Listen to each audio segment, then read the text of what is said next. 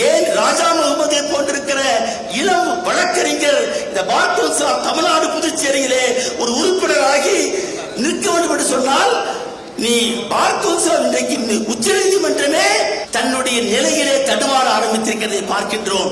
என்று கேட்டால் யாராக இருந்தாலும் சரி, ஆர்டிகல் 368 படி பாராளுமன்றத்திற்கு அரசியல் சட்டத்தை திருத்துவதற்கு உரிமை உண்டு.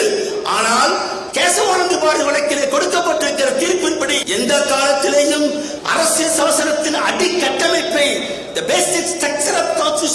தொடுவதற்கு பாராளுமன்றத்திற்கு அதிகாரம் இல்லை என்பதை மீண்டும் நிரூபிக்க வேண்டிய காலம் இது.